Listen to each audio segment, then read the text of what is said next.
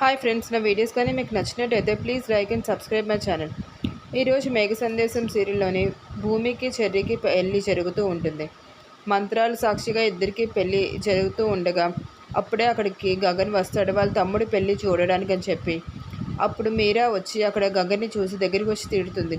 దొంగలా ఎందుకు నువ్వు ఈ పెళ్ళి చూస్తున్నావు, ఇక్కడి నుంచి వెళ్ళిపో, మీ ఫ్యామిలీ అంతా పెళ్ళిళ్ళు ఆపడానికి పుట్టారా ఏంటి అని చెప్పి నానా మాటలు అంటుంది. కానీ గగన్ అంటాడు, ఈ పెళ్ళి నేను నా ప్రేమించిన అమ్మాయి కోసం రాలేదు, నా తమ్ముడి కోసం వచ్చి చూస్తున్నాను అని చెప్పి ఏడుస్తూ అంటాడు. అప్పుడు అక్కడికి ఇందు వచ్చి అంటుంది, అమ్మ నువ్వు ఊరుకో, అన్నయ్య చెప్తున్నాడు కదా ఇక్కడ పెళ్ళి చూడటానికి వచ్చాడని చెప్పి నువ్వేం అనుకో అని చెప్పి మీరాని అక్కడి నుంచి పంపించేస్తుంది.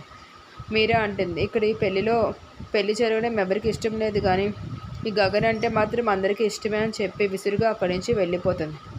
ఇందు గగన్తో అంటుంది, ఏంటన్నయ్య ఎప్పుడు నువ్వు కోరుకున్నది జరగట్లేదు, ఎప్పుడు నువ్వు కోరుకున్నది దగ్గర వరకు వచ్చి ఆగిపోతుంది, ఏంటన్నయ్య నీ జాతకం ఇలా ఉంది అని చెప్పి అని బాధపడుతుంది. గగన్ కూడా ఏడుస్తూ పెళ్ళిని చూస్తూ ఉండిపోతాడు. చెర్రీ చేతిలోకి తాలిబొట్టు వస్తుంది. తాళి కట్టే సమయంలోని చెర్రీ భూమి మెడలో తాళి కట్టినట్టు నటించి ఆ తాళిని తీసేసి వెంటనే వెనకతలు నుంచొని సంతోషపడుతూ విరగబోతున్న నక్షత్రం మెడలో కట్టేస్తాడు. ఆ షాక్లోని అందరూ కలిపి ఏంటి భూమి మెడలో కాకుండా నక్షత్రం మెడలో కట్టారు అని చెప్పేసి చూస్తూ ఉండిపోతారు. అపూర్వ, శరశ్చంద్ర అందరూ కలిపి. గగన్ కూడా షాక్ గురవుతాడు. భూమి కూడా ఒక్కసారిగా ఆగిపోతుంది, ఏంటి ఇలా జరిగింది, ఇలా చేశాడు చెర్రీ అని చెప్పి. చెర్రీకి గగన్ చెప్పిన మాటలు గుర్తుకు వస్తాయి, నేను భూమిని తప్ప ఇంకెవరిని పెళ్లి చేసుకోను అని చెప్పి అన్న మాటలు. అందుకే చేసేదేమీ లేక నక్షత్ర మెడలోని ఆ తాళి కట్టేస్తాడు.